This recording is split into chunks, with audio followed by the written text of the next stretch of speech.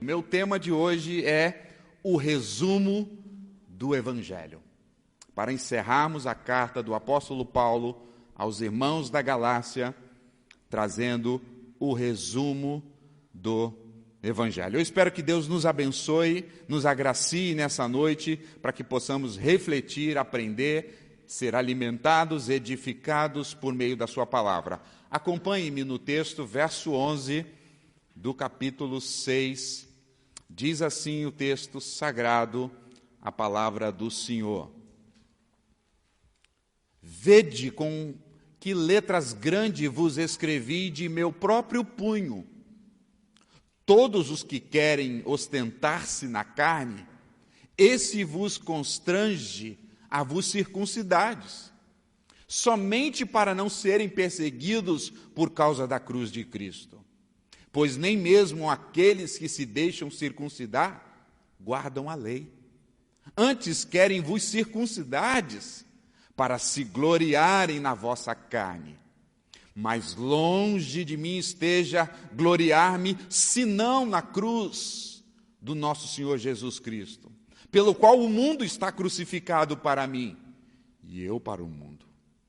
Pois nem a circuncisão é coisa alguma, nem a incircuncisão, mas o ser nova criatura. E a todos quantos andarem de conformidade com esta regra, paz e misericórdia sejam sobre eles e sobre o Israel de Deus. Quanto ao mais, ninguém me moleste, porque eu trago no corpo as marcas de Jesus.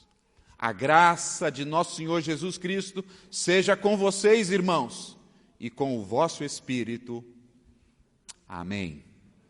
Senhor, mais uma vez, aplica a tua palavra aos nossos corações, pela intervenção do Espírito. Amém. Amém. Deixa a sua Bíblia aberta, Gálatas 6, verso 11. Era muito comum ao apóstolo Paulo, quando escrevia as suas cartas, usar um secretário. Paulo ditava as palavras e o seu secretário escrevia cada uma dessas palavras.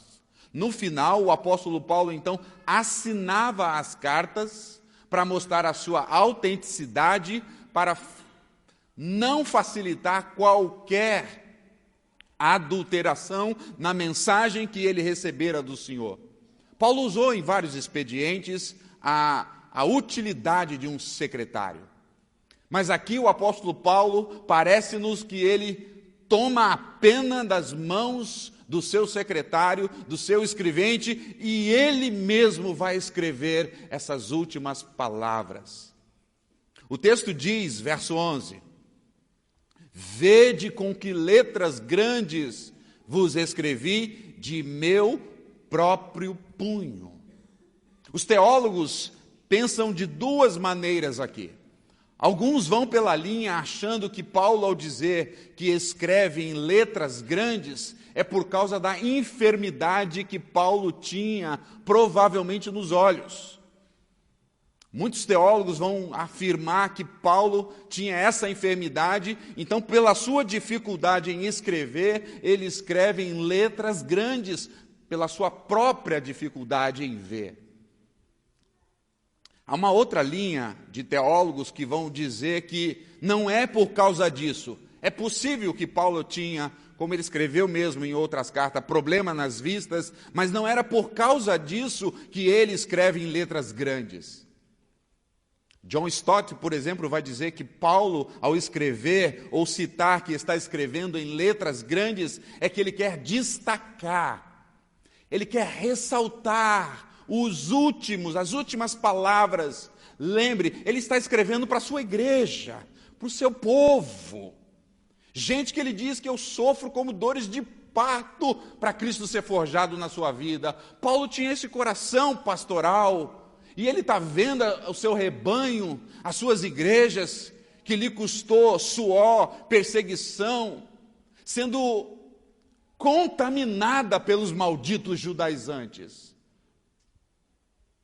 E aí os autores vão concordar que Paulo, ao escrever em letras grandes, é uma maneira de ressaltar. Nos nossos dias, talvez seria escrever com letras maiúsculas ou sublinhar e dizer: isso é muito importante.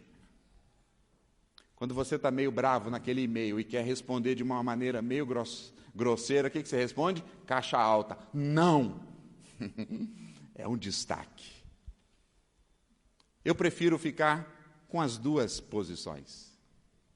Acreditando que Paulo tinha essa dificuldade mesmo na vista, mas acreditando também que ele quer chamar a igreja da Galácia para um destaque, para concluir a sua carta. E Paulo agora então vai dar um resumo para nós de tudo que ele escreveu. Paulo era um mestre, irmãos. Paulo vai fechar a carta agora dizendo: eu quero relembrar para vocês, se eu pudesse resumir tudo o que eu disse para vocês, eu, de próprio punho, vou resumir em letras grandes, para que vocês possam ver e observar a palavra de Deus. Eu gostaria de olhar com vocês para esse texto, para esse resumo de Paulo, e destacar 3 verdades sobre o Evangelho. Paulo resumiu 3 verdades aqui para resumir ou para destacar o seu Evangelho, o Evangelho da graça. Não o Evangelho falso da lei dos judaizantes, mas o Evangelho da graça. Primeiro, Paulo quer resumir, Paulo quer mostrar para eles: o verdadeiro Evangelho produz mudanças interiores. Verso 12. Todos os que querem ostentar-se na carne, esse vos constrange, diz Paulo.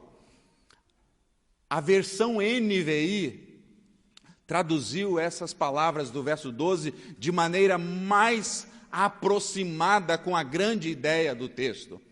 Assim diz na NVI: os que desejam causar boa impressão exteriormente, tentam obrigá-los a circuncidar. Paulo está dizendo: irmãos, o verdadeiro Evangelho produz mudanças interiores.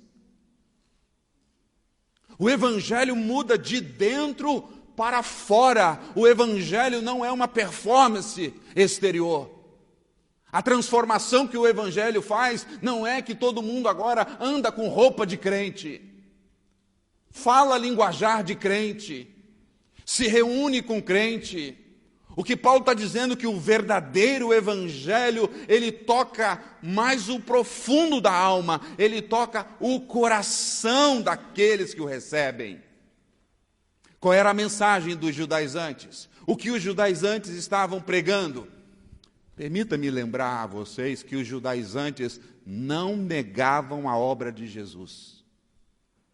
Os judaizantes que haviam se infiltrados na igreja ou nas igrejas da Galácia, eles diziam: é necessário sim Jesus para a salvação.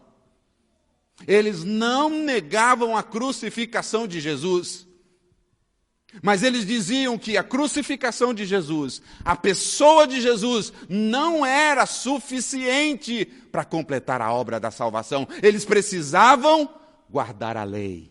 Eles precisavam se tornar judeus. Eles precisavam obedecer às dietas que Moisés havia dado lá na época do povo judeu. Atos capítulo 15, não precisa abrir, mas é uma citação. Atos capítulo 15, diz assim a palavra de Deus, Lucas narrando o que era a visão dos judaizantes: se não vos circuncidares, não podereis ser salvos. Quando o concílio se reúne, é essa a ideia que está vindo dos judaizantes: se vocês não circuncidarem, vocês não podem ser salvos. É Cristo e a lei. É a obra de Cristo e guardar a lei. É Cristo Jesus morto, ressurreto e fazer todas as dietas e guardar todas as festas. E Paulo está escrevendo para dizer: não. O Evangelho não tem marcas exteriores. O Evangelho tem marcas interiores. A verdadeira circuncisão, como leu o pastor Rafael no capítulo 2 de Romanos, é no coração, é no interior. Quando Cristo entra na nossa vida, a mudança começa de dentro para fora, irmãos. Muitas pessoas têm dificuldade com a fé cristã, porque a fé cristã não é uma fé de rituais e cerimônias. O islamismo, o judaísmo, o catolicismo é uma fé cheia de rituais, cheias de cerimônia. A fé evangélica não. Por exemplo, o muçulmano, para orar, tem que se lavar. Lavar 3 vezes a mão, lavar 3 vezes os pés, lavar 3 vezes a boca, lavar 3 vezes a orelha, o ouvido, lavar 3 vezes os olhos, para um ritual de purificação. Mas a pergunta para os muçulmanos é: como lavar o coração? E Paulo está relembrando a nós. Paulo está resumindo o seu evangelho, dizendo que o evangelho vem para transformar dentro de nós. De dentro para fora. O que faz uma pessoa ser evangélica não é o seu exterior. Não é porque ela, eu repito, usa uma roupa que parece crente. Não é que se ele usa um crucifixo. Não é se ele vem à igreja. O que faz uma pessoa ser evangélica, que foi impactado pela obra do evangelho, pela cruz de Jesus, tocada pelo Espírito, é que há uma transformação no coração. É de dentro para fora.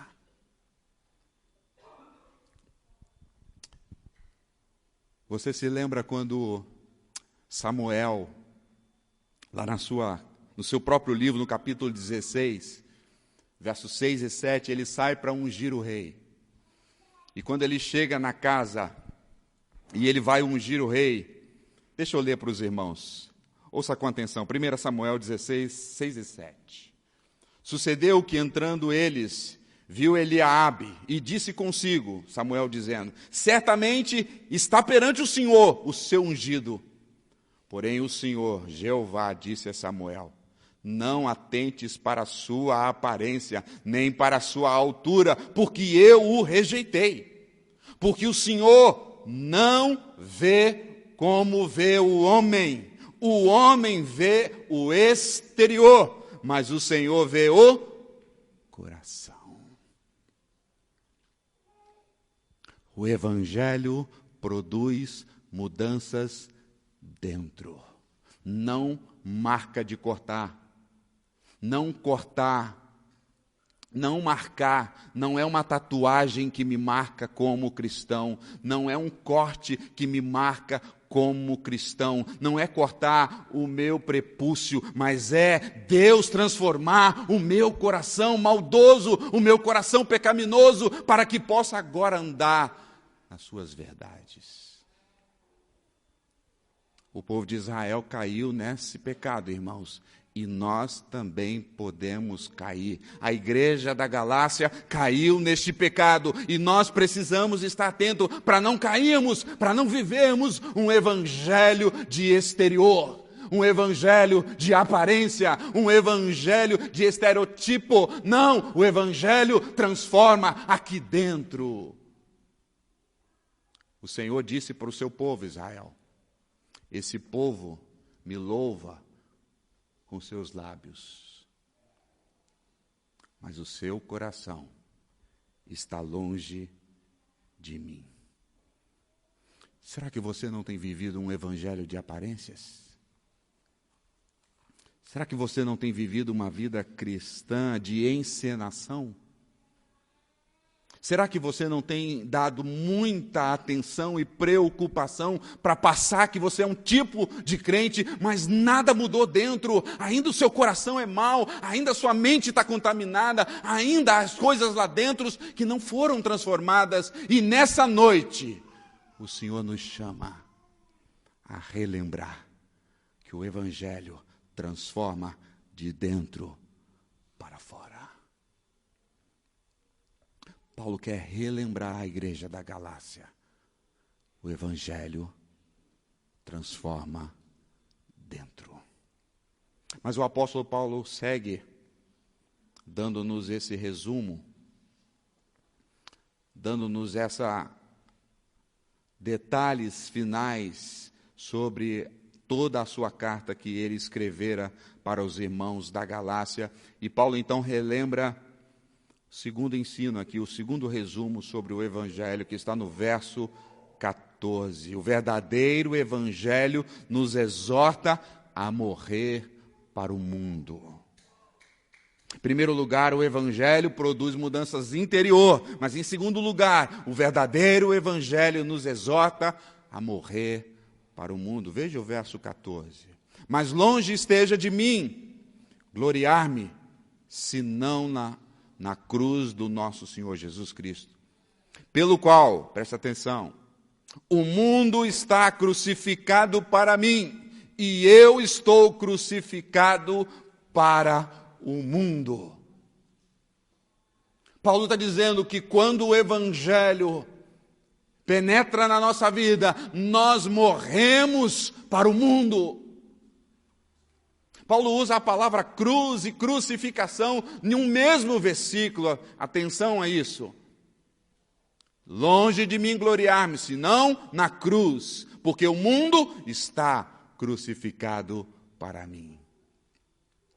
Perceba, irmão, o ciclo da obra que Deus faz na nossa vida. Outrora, antes de Cristo, antes do Evangelho, eu era alguém que estava vivo para o mundo. Eu andava no curso desse mundo, Efésios capítulo 2, mas eu estava morto para Deus. Eu era vivo para o mundo, eu andava para o mundo, eu satisfazia os prazeres da minha carne, me deliciava no mundo, mas eu estava morto espiritualmente para Deus. Mas Jesus Cristo, que era vivo para Deus, se fez homem e morreu naquela cruz, para que eu pudesse ter vida. E eu que estava vivo para o mundo, agora estou vivo para Deus. Então logo estou morto para o mundo. Agora estou vivo para o meu Senhor. O Evangelho, irmão, vem para nos resgatar desse mundo perverso. Paulo já havia escrito isso. Veja, volta um pouquinho o capítulo 1, de próprio Gálatas. Verso 4, capítulo 1, verso 4. O qual se entregou a si mesmo. Paulo está falando do Senhor Jesus. Gálatas 1, 4. O qual se entregou a si mesmo pelos nossos pecados. Para o quê, irmãos?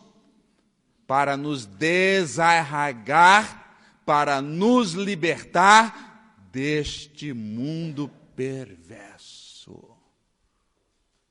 O verdadeiro Evangelho, quando chega na minha vida, eu me torno morto para o mundo. Mas o que é o mundo aqui? O que Paulo está querendo dizer que eu estou crucificado para o mundo aqui? Será que crucificar o mundo, morrer para o mundo, é parar de viver? Será que o que Paulo está querendo dizer é que agora que um discípulo de Jesus se torna uma pessoa chata, não vive mais a vida, vive enfurnado na igreja, não desfruta das belezas da vida, é um legalista, um cara fechado, que tudo para ele é regra, isso pode, isso não pode? Será que é isso que é morrer para o mundo? Será que morrer para o mundo é parar de viver, é ir para um convento? É ir para um monasteiro e lá viver uma vida só de oração e de piedade? Exatamente não é isso que Paulo está dizendo. Paulo está dizendo, irmãos, o conceito da Escritura, um dos conceitos da Escritura para o mundo é um sistema pecaminoso, é um sistema depravado, é um sistema diabólico. A Bíblia diz: o mundo jaz do maligno. Quando Paulo está querendo dizer que quando o Evangelho transforma a nossa vida, transforma o nosso interior, nós passamos a morrer para o mundo e viver para Deus. E morrer para o mundo é morrer para o pecado, é morrer para as delícias da nossa carne, do pecado e tudo o que vem das obras da carne.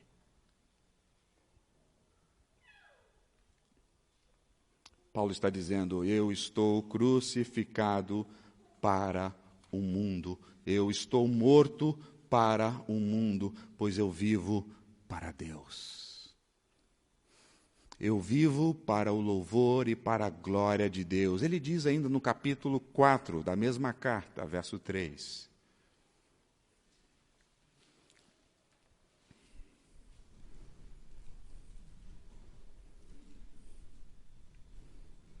Veja o que ele diz, capítulo 4, verso 3 de Gálatas. Assim também nós, quando éramos, capítulo 4, verso 3, quando éramos menores, Paulo está dizendo, debaixo da lei, estávamos servilmente sujeitos aos princípios deste mundo. Antes de Cristo, nós estávamos vivendo num mundo, se deliciando dos prazeres do mundo, se deliciando dos prazeres da carne, vivendo uma vida depravada, vivendo no curso do mundo, vivendo debaixo dos poderes das trevas. Mas quando o Evangelho raiou na nossa vida, quando o Evangelho transformou o nosso coração, quando o Evangelho circuncidou o nosso coração, nós morremos para o mundo.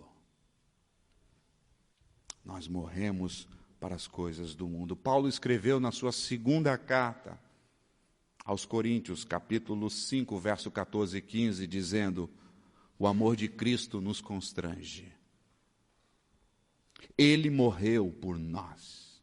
Se Ele morreu por nós, devemos então viver para eles. Aqueles que vivem para Ele, agora vivem para honrá-lo e para glorificá-lo. Irmão, irmã, você tem vivido para o mundo ainda? Você tem vivido para os prazeres do mundo ainda? Você tem se satisfeito com os prazeres do mundo ainda? O apóstolo João está escrevendo a sua carta dizendo, se alguém ama o mundo, o amor do Pai não está nele. Se alguém ama esse sistema pecaminoso de hedonismo, de secularismo, de mundanismo, o amor do Pai ainda não está nele.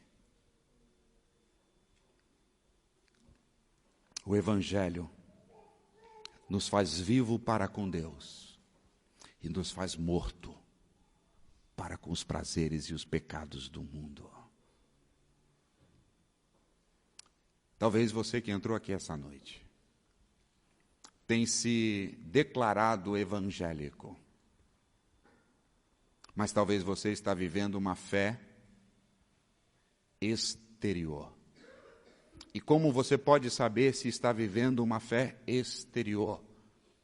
Se o mundo ainda é muito vivo para você. Se você ainda tem se deliciado dos manjares que o mundo oferece, da carnalidade, dos prazeres da carne, das obras da carne. O crente não anda segundo a carne, ele anda segundo o Espírito.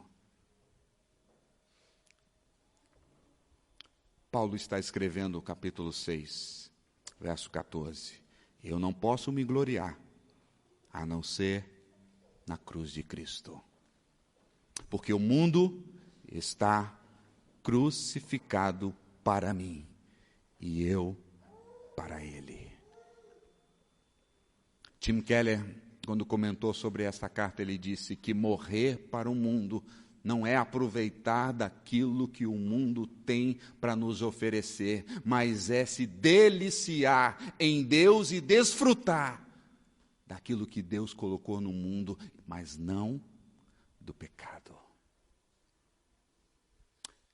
Em terceiro lugar, o apóstolo Paulo, resumindo o seu evangelho, ele diz que o evangelho é aquele que produz marcas interiores. O evangelho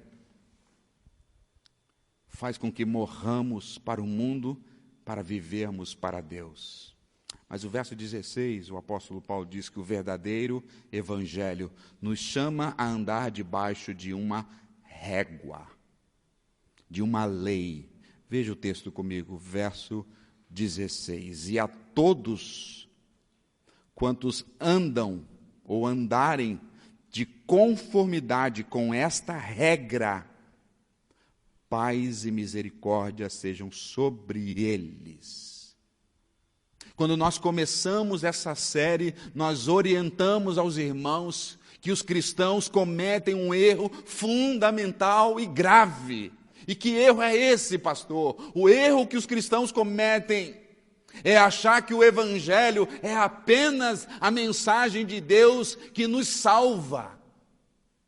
Acharmos que o evangelho é apenas a porta de entrada para o reino de Deus. Mas o apóstolo Paulo escreveu a sua carta dizendo que não. O evangelho sim é a porta de entrada para o reino, mas o evangelho também é a nossa permanência no reino. E o evangelho também é aquilo que nos faz chegar ao final por causa da graça. O evangelho não é apenas, irmãos, a mensagem que vem, que mostra que estamos perdidos no pecado, perdidos no mundo, mas a mensagem do evangelho também é diretrizes para a nossa vida, para a nossa família, para como criar os nossos filhos, para como dirigir o nosso casamento, para como fazer negócios de maneira que honre a Deus, de como ter relacionamentos saudáveis. E Paulo diz: a todos os que andam segundo esta regra, segundo este evangelho, desfrutarão de paz e de misericórdia. Irmãos, a palavra de Deus não nos deixou haver navios. O Senhor não nos salvou e disse: agora você é salvo, o seu nome está escrito no livro da vida. Viva a sua vida como você quer. Dirija os seus relacionamentos como você quer. Trabalhe da maneira que você quer.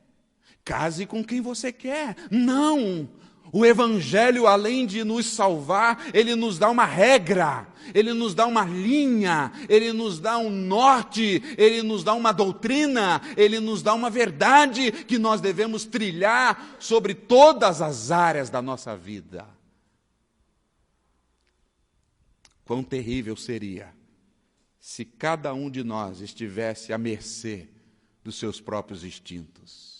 Quão terrível seria se o evangelho fosse apenas a porta de entrada para o reino e depois faríamos o que queria, nossa vida seria caótica. Mas o Senhor nos deixou uma regra. O Senhor nos deixou uma palavra.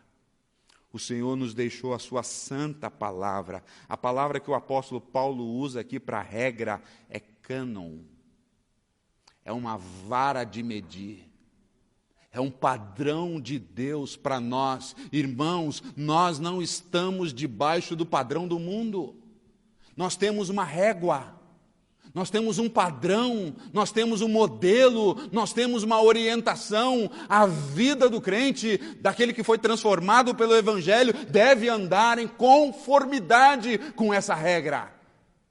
Não é uma regra humana, não é uma regra colocada pela igreja, não são costumes religiosos, mas é o próprio Evangelho, é a própria palavra de Deus. O apóstolo Paulo, quando escreveu as suas diferentes cartas, em 4 lugares, em 4 cartas diferentes, ele vai escrever: irmãos, vivam de modo digno do Evangelho.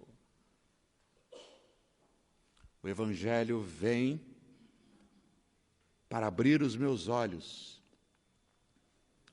transformar a minha vida, me desarraigar do mundo, mas o Evangelho também vem para me colocar no caminho da palavra de Deus. A palavra que Paulo usa aqui, aqueles que andam, a ideia aqui é uma fila como soldados, andando como soldados, que tem um comandante, que tem uma orientação, que sabem para onde está indo. Nós não podemos viver a nossa vida de qualquer jeito, irmãos. Não podemos levar os nossos relacionamentos de qualquer jeito, irmãos. Não podemos criar os nossos filhos de qualquer jeito, irmãos. Nós temos uma orientação. Esse é o terceiro resumo que Paulo diz. O verdadeiro evangelho nos chama a estar debaixo do cânon, que é a palavra de Deus. O salmista disse no Salmo 119, verso 105, lâmpada para os meus pés. É o quê? A sua palavra. O cristão deve andar iluminado pela palavra de Deus. O cristão deve levar a sua vida regrada pela palavra de Deus. Por isso que Martinho Lutero afirmou, nós precisamos pregar o evangelho a nós mesmos todos os dias, para vivermos em conformidade a essa regra, a essa palavra. E Paulo diz, aqueles que vivem segundo essa regra, esse cânon, essa palavra santa de Deus, eles vão desfrutar dois benefícios. Veja o finalzinho do texto. Verso 16. E a todos quantos andarem em conformidade com esse cânon, com esta palavra, com esse evangelho, paz e o quê? Misericórdia estejam sobre eles. Enquanto o mundo nos ridicularizam porque nós estamos andando conforme a palavra de Deus diz que quando nós andamos segundo a palavra, nós recebemos paz e misericórdia.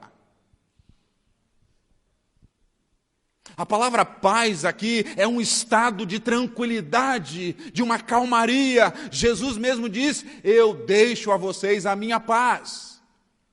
Paulo, escrevendo aos Filipenses, vai dizer que a paz de Deus sobrepassa o entendimento humano. Paulo está dizendo aqueles que foram transformados pelo Evangelho e estão debaixo de uma lei, estão debaixo de uma palavra, estão debaixo do cânon, estão debaixo da regra, vão desfrutar paz. Talvez, irmão, irmã, a sua vida tem sido uma vida de inquietações, de infelicidades, de tribulação. Sabe por quê? Porque talvez você não tenha andado segundo esta palavra. Você foi alcançado pelo Evangelho, louvado seja Deus, mas a sua vida está atirando para todo lado, você segue todas as ordens e todas as filosofias e todas as doutrinas do mundo, e o Senhor nos chama para andar em fila, debaixo da direção de um comandante, o Senhor da palavra. E se andarmos debaixo desta palavra, vamos desfrutar de paz. O mundo vai nos atacar, o mundo vai nos ridicularizar, o mundo vai nos xingar, mas aqui dentro haverá paz. Paulo diz ainda que aqueles que andam conforme esse cânon, essa régua, vão desfrutar também de misericórdia. Lá no finalzinho do texto. Paz e misericórdia estejam sobre eles. É a primeira vez que Paulo vai usar a palavra misericórdia aqui. Ele usou muitas vezes paz, usou muitas vezes graça. Mas ele vai usar agora a primeira vez a palavra misericórdia. Se paz é um estado interior da alma, misericórdia é uma convicção de certeza. O que é misericórdia, irmãos? Misericórdia é um atributo que Deus dá para nós, da certeza que Ele não vai nos dar o que nós merecemos.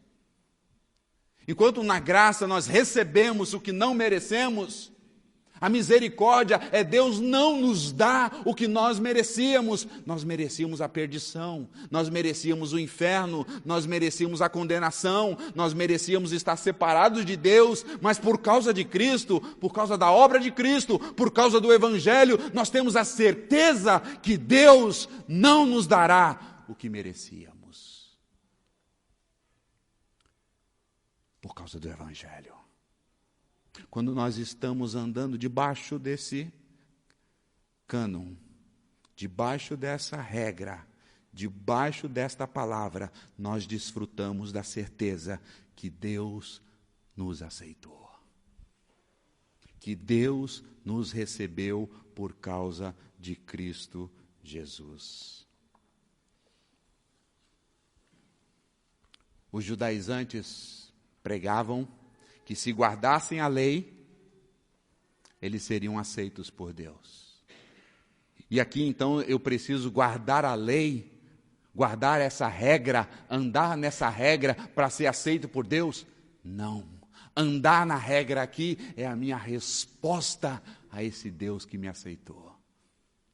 Não é o que eu faço, mas agora, porque Ele fez tudo por mim, porque Ele me aceitou, porque Ele abriu os seus braços e me recebeu, e o seu Evangelho me transformou, eu andarei na sua palavra, eu andarei no seu caminho, eu andarei na sua lei, para honrá-lo, para respondê-lo com amor e graça e misericórdia. Todos aqueles que andam em conformidade a esta palavra, recebem paz e misericórdia. Depois de resumir então o seu Evangelho, em 3 verdades centrais, o Evangelho transforma de dentro para fora. O Evangelho nos faz morrer para o mundo e viver para Cristo. Ele mesmo, Paulo diz, já estou crucificado, vivo, não mais eu, Cristo vive em mim. Em terceiro ele diz, o Evangelho me põe no trilho da palavra de Deus. Paulo termina a sua carta com bênçãos no verso 18.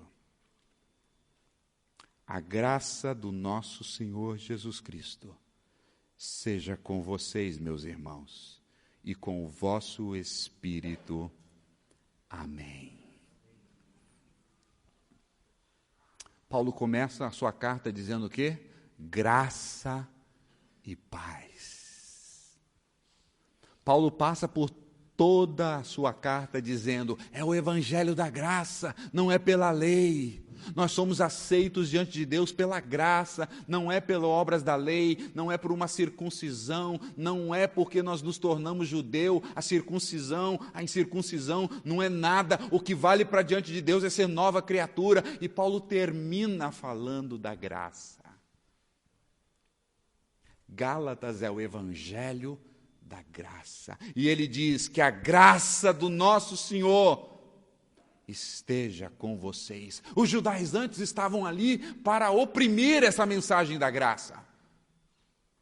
Os judaizantes estavam infiltrados nas igrejas da Galácia para minimizar o Evangelho da graça, o Evangelho que Deus recebe pecadores, não pelos seus méritos, não por aquilo que eles fez, mas porque Deus nos amou, porque Deus nos escolheu, porque Deus nos tocou e porque Deus abriu os nossos olhos e agora nós somos seus filhos, não por mérito, não por aquilo que vamos fazer ou por aquilo que fizemos, mas Deus nos aceitou por causa de Jesus e nós depositamos a nossa fé nele. Os judaizantes queriam infiltrar nas igrejas para acabar com o Evangelho da graça. Paulo exatamente termina dizendo, é a graça de Deus. Ele escreveu em uma das outras suas cartas, a carta de Corinto, porque a graça nos basta. O Senhor disse a Paulo, a minha graça te basta. No capítulo 1, no verso 6, ele diz, admira-me que vocês estão passando tão de rápido ou tão depressa do Evangelho da graça de Cristo para um outro Evangelho, que na verdade não é outro, é falso. Tim Keller escreve mais uma vez: a graça é a porta da entrada para a salvação. A graça é o caminho para continuar na vida cristã. E a graça é a garantia que teremos um final glorioso. É a graça, irmãos. Vamos nos apegar à graça. Não aos nossos méritos, não às nossas obras, mas à graça. E Paulo, terminando, ele diz: graça do nosso Senhor Jesus Cristo seja com vocês, irmãos. Paulo diz: para vocês, irmãos, nós somos irmãos, porque recebemos a graça. O que faz você meu irmão é a graça. O que nos une não é um ideal político. O que nos une não é um sistema religioso, porque nós somos batistas. Não, o que nos une é a graça. O que nos faz irmãos, nem melhores, nem piores, um bando de pecadores, mas pecadores que foram aceitos por Deus pela graça. O que nos une, meus irmãos, é a graça de Deus. Não são as nossas preferências, não é um time de futebol, e tampouco as nossas ideologias. O que nos une como igreja é que cada um de nós recebeu a graça de Jesus. Você recebeu a graça de Jesus? Seus irmãos também. Vamos caminhar juntos. Vamos combater o falso evangelho. Vamos combater o nosso próprio coração, que muitas vezes diz: eu estou aqui, fui aceito por Deus, porque eu tenho feito a coisa certa, eu sou uma boa pessoa, eu tenho vindo à igreja, eu sou correto nas minhas coisas, por isso que Deus me aceitou. Não!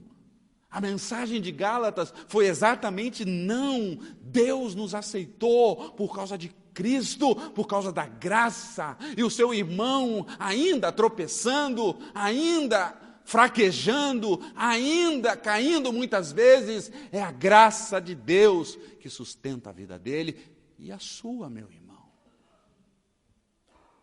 Vamos ser um povo gracioso. Vamos ser um povo que confia na graça. Vamos ser um povo que prega a graça de Deus. A graça é do nosso Senhor Jesus Cristo, o que nos faz família de Deus e irmãos. E Paulo diz que essa graça esteja com o vosso espírito. Talvez você pode até ter dificuldade para definir o que é a graça, intelectualmente. Mas Paulo encerra dizendo: a graça no seu espírito. É isso que faz toda a diferença. Seria muito bom se você conseguisse explicar a graça de Deus, proclamar a graça de Deus, mas a graça de Deus não está no seu intelecto. A graça de Deus se manifestou em Cristo Jesus para tocar o seu espírito. Talvez você entrou aqui essa noite e já é um crente no Senhor Jesus. Já foi alcançado por essa graça. Mas talvez você está vivendo um evangelho de aparências. Talvez você que já entrou ou é membro desta igreja, já foi alcançado pela graça. Mas ainda você está flertando com o mundo. E o Senhor diz para essa noite você: quem conheceu o evangelho crucificou o mundo, os prazeres do mundo. Agora ele vive para Deus. Ele não vive nem para si mesmo, quanto mais para o mundo. Talvez você que entrou aqui essa noite, membro dessa igreja, já foi alcançado por essa graça, mas tem vivido a vida do seu próprio jeito, da sua própria cabeça. Tem criado os seus filhos do seu jeito e da sua maneira. Tem gastado o seu dinheiro da sua maneira. Tem se relacionado com pessoas da sua maneira. O Evangelho da Graça te exorta a vir e estar debaixo do cânon. Mas talvez você entrou aqui essa noite e não conhece o Senhor Jesus. Não ainda experimentou a paz, a misericórdia e a graça. Se você nunca experimentou a graça, a misericórdia e a paz, é que você nunca experimentou Jesus, porque Ele é a graça. Ele é a paz. Ele disse: eu sou o príncipe da paz. Ele é a misericórdia em pessoa, que quando mesmo nós falhamos, Ele não nos retribui segundo as nossas obras. E você mesmo tendo pecado contra Ele, em rebeldia contra Ele, essa noite Ele lhe dá uma oportunidade de manifestar a sua graça na sua vida, de manifestar o seu amor na sua vida, de manifestar a sua paz na sua vida, de manifestar a sua misericórdia na sua vida. Que você não saia daqui nessa noite sem ter um encontro com esse Jesus e com esse Evangelho da Graça.